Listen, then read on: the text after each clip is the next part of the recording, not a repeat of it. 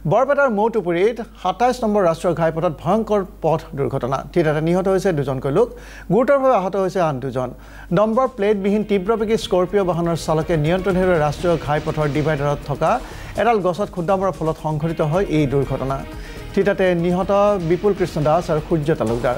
বৰপেটা ৰোডৰ পৰা হাউলি হৈ ভৱানীপুৰৰ নিজ ঘৰলৈ আহি আছিল বিপুল কৃষ্ণ দাসসহ আন ৩জন লোক। আনহাতে গুৰুতৰভাৱে আহত হয় হৰিহৰ কলিতা আৰু কিশোৰ কলিতা নামৰ আন দুজন।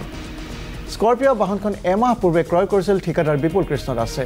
ভৱানীপুৰ সৰভোগ সমষ্টিৰ পৰা অগপ দলৰ প্ৰাৰ্থী হিচাপে নিৰ্বাচন খেলাৰ কুচকাৱাজ চলাই আছিল বিপুল কৃষ্ণ দাসে। ভয়ংকৰ পথ দুৰ্ঘটনা। বৰপেটাৰ মৌটুপুৰীত ২৭ নম্বৰ ৰাষ্ট্ৰীয় ঘাইপথত এই দুৰ্ঘটনা সংঘটিত হয়। থিতাতে নিহত হয় দুজনকৈ লোক, গুৰুতৰভাৱে আহত হয় আন দুজন। নম্বৰ প্লেটবিহীন তীব্ৰবেগী স্কৰ্পিঅ' বাহনৰ চালকে নিয়ন্ত্ৰণ হেৰুৱাই ৰাষ্ট্ৰীয় ঘাইপথৰ ডিভাইডাৰত থকা এডাল গছত খুন্দিয়ায়। থিতাতে নিহত হয় বিপুল কৃষ্ণ দাস আৰু সূৰ্য তালুকদাৰ। বৰপেটা ৰোডৰ পৰা হাউলি হৈ ভৱানীপুৰৰ নিজ ঘৰলৈ গৈ আছিল বিপুল কৃষ্ণ দাসসহ আন ৩জন লোক। আনহাতে গুৰুতৰভাৱে আহত হয় হৰিহৰ কলিতা আৰু কিশোৰ ঠাকুৰীয়া নামৰ আন দুজন। স্কৰ্পিঅ' বাহনখন এমাহ পূৰ্বে ক্ৰয় কৰিছিল ঠিকাদাৰ বিপুল কৃষ্ণ দাসে। ভৱানীপুৰ সৰভোগ সমষ্টিৰ পৰা অগপ দলৰ প্ৰাৰ্থী হিচাপে নিৰ্বাচন খেলাৰ কুচকাৱাজ চলাই আছিল বিপুল কৃষ্ণ দাসে। ডাইৰেক্ট গাড়ীটো আহিছে এইবাৰ তলৰ ৰাস্তাটোত আহি কিনে ডাইৰেক্ট এটা খুন্দা মাৰি দিছে। খুন্দা মাৰি আমি যোনটো মানে আৱাজটো পালোঁ, গ্ৰামকে যোনটো আৱাজ পাইছে, আৱাজতে আমি দাউৰি আহিলোঁ। দাউৰি আহোঁতে ইয়াতে 4জন ব্যক্তি আছিলে, মানুহ আছিলে। নতুন গাড়ী একদম নতুন ব্ৰেণ্ড নিউ গাড়ী, মানে আপোনাৰ নাম্বাৰে হোৱা নাই, মানে নাম্বাৰ প্লেটে নাই, মানে ডাইৰেক্ট নতুন পাৰে গছত মাৰছে। ডাইৰেক্ট মানে বৰপেটা ৰোডৰ চাইডৰ পৰা আহিছিলোঁ গাড়ীটো, আমাৰ হাউলি মুখা বা গুৱাহাটী লাইনৰ মুখা হৈ আছেতো। ডাইৰেক্ট আহি কিনে মানে ডিভাইডাৰৰ সেইটো গছ আছে, সেইটো গছত মাৰি দিছে। আমাৰ মৌটুপুৰীৰ লক্ষী মন্দিৰ, যোনটো লক্ষী মন্দিৰ আৰু এইফালে যোনটো মৌটুপুৰী LP স্কুল, LP স্কুলৰ মাজত মানে একদম অপজিট চাইডত ডাইৰেক্ট ডিভাইডাৰত মাৰিছে। আৰু গাড়ীখন এইফালৰ পৰা আহিছে, তাৰমানে ইয়াতে ডিলাৰৰ পৰা উলিয়াই আহিছে নাজানো, এইবাৰ আমি ইয়াতে ধাবাৰ পৰা পাৰ্টি কৰি আহিছে। ধাবাৰ পৰা মানে 120 স্পীডত আছে, 120 স্পীডত কেইজন আছিল? 4জন আছিল, এটা স্পট দিয়ে গাড়ী ব্ৰেণ্ড নিউ গাড়ী।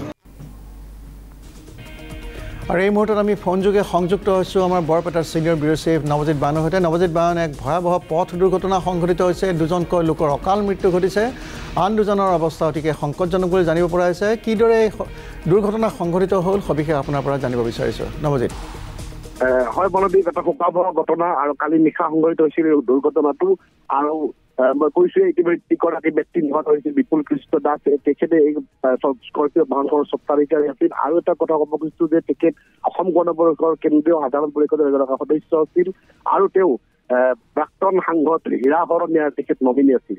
আৰু বিপুল কৃষ্ণ দাস পেছাত এগৰাকী ঠিকাদাৰ, তেখেতৰ ঘৰ বৰপেটা জিলাৰ সৰু টাপা গাঁৱত।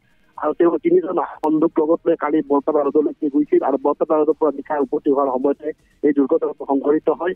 আৰু তেখেতে প্ৰায় এমাহ পূৰ্বে এই স্কৰ্পিঅ' বাহনখন ক্ৰয় কৰিছিল আৰু স্কৰ্পিঅ' বাহনখনে বৰপেটা ৰোডৰ পৰা নিজ ঘৰলৈ গৈ থকা সময়তে মৌটুপুৰী বুলি কোৱা হয় ২৭ নং ৰাষ্ট্ৰীয় ঘাইপথৰ পথেৰে গৈ থকা মৌটুপুৰীত এই দুৰ্ঘটনা সংঘটিত হয়।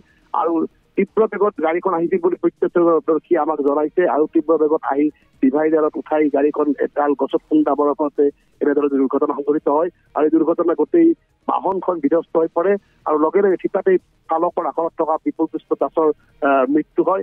আৰু আন এজন ব্যক্তি তেখেতৰ চিকিৎসালয়লৈ নিয়াৰ সময়ত তেখেতৰ মৃত্যু হয়। আৰু বাকী আন যি দুজন ব্যক্তি গুৰুতৰভাৱে আহত হৈছে তেওঁলোকক প্ৰথমতে বৰপেটা চিকিৎসালয়লৈ নিয়া হয়, যদিও পৰৱৰ্তী সময়ত তেওঁলোকক বৰপেটা চিকিৎসা মহাবিদ্যালয় হস্পিটেললৈ প্ৰেৰণ কৰা হয়। অতি সংকটজনক অৱস্থাত তেওঁলোকক প্ৰেৰণ কৰা হয়। প্ৰত্যক্ষদৰ্শীয়ে আমাক জানিব দিছে ইয়াৰে যি আহত দুগৰাকী এজনৰ ভৰি চিঙি যোৱা বুলি তেওঁলোকে প্ৰত্যক্ষ কৰিছে। অৱশ্যে এই মুহূৰ্তত তেওঁলোকে বৰপেটা চিকিৎসা মহাবিদ্যালয় হস্পিটেলতে চিকিৎসা হৈ আছে। আৰু যি নহওক এই দুৰ্ঘটনাটো এটি শোকাবহ দুৰ্ঘটনা। এনেদৰে দুজন ব্যক্তি অকালতে প্ৰাপ্তি ঘটিব লগা হৈছে বা দুৰ্ঘটনাত নিহত হ'বলগীয়া হৈছে। বাহনখন যি প্ৰত্যক্ষদৰ্শী লোক আছে। ধন্যবাদ জনাইছোঁ নৱজিৎ বান।